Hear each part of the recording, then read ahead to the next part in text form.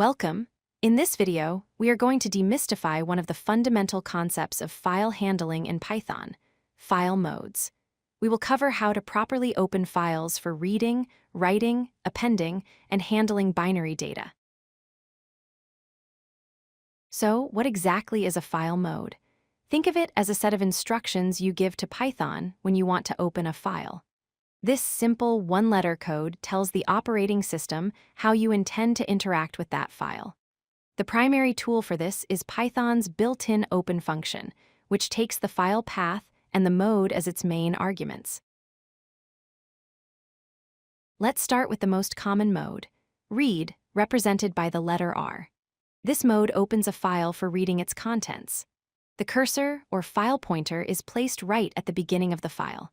If you don't specify any mode when opening a file, Python uses read mode by default. But be aware, if the file you're trying to read doesn't exist, Python will raise a file not found error. Next is write mode, represented by the letter W. This mode is for writing to a file. If the file doesn't exist, Python will create it for you. Here's the critical part to remember. If the file already exists, using write mode will completely erase all of its existing content. So, you must be careful with this mode to avoid accidentally losing data. A safer way to add content to a file is by using append mode, represented by the letter A like write mode. It will create a file if it doesn't already exist. However, if the file does exist, append mode simply places the cursor at the very end of the file. This allows you to add new information without deleting what's already there, which is perfect for tasks like logging. Things get more interesting with the plus modes. Adding a plus sign to a mode gives it both read and write capabilities. Read plus opens a file for reading and writing, with the pointer at the start. Write plus also opens a file for writing and reading, but remember, just like write mode, it erases the file if it exists. Finally, append plus opens a file for appending and reading, with the pointer at the end for writing operations. Not all files contain simple text. For things like images, videos, or executable programs, you need binary mode. You can add the letter B to any of the other modes, like RB for read binary or WB for write binary. This tells Python to interpret the file as a sequence of raw bytes, which prevents errors related to character encoding. A less common but very useful mode is exclusive creation, represented by the letter X.